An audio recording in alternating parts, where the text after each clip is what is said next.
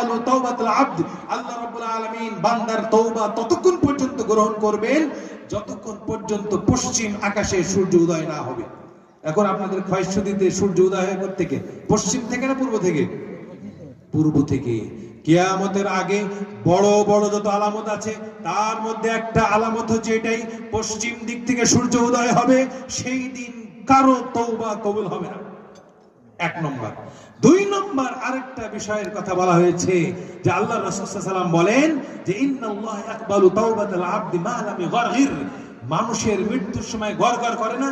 মানুষ মৃত্যুর সময় ছটফট করে ছটফট করে ছটফট করে, এই ছটফটানি আসার আগেই আমাদেরকে তওবা করতে হবে। ফেরাউনের কথা মনে আছে? ফেরাউন যখন মুসা আলাইহিস সালাতু ওয়াস সালামকে ধাওয়া করলেন, মুসা আলাইহিস সালাতু ওয়াস সালাম লোহিত সাগর পার হয়ে গেলেন, আল্লাহ রাস্তা করে দিলেন, মুসা আরামে চলে গেলেন।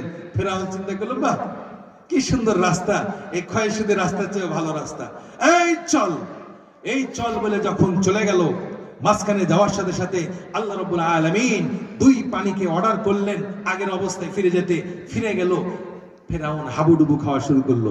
ফেরাউন কিন্তু ঈমান নিয়ে আসছিল, জানেন? কিন্তু ফেরাউন বলে আমানতু বিরাব্বি হারুন ওয়া মূসা, আল্লাহ আমি মুসা হারুনের রবের প্রতি ঈমান নিয়ে আসলাম। আল্লাহ বলে আল আন ওয়াকাদ আসাইতা ওয়া কুনতা মিনাল মুফসিদিন, এখন ঈমান নিয়ে আসছিস, এখন ঈমান কবুল হবে না।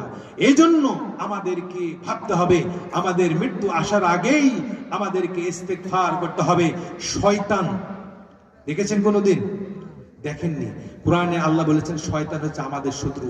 শয়তান যখন দুনিয়াতে আসে তখন বেশ কিছু ওর পরিকল্পনা কর্মসূচি নিয়ে এসেছে। সূরা আরাফের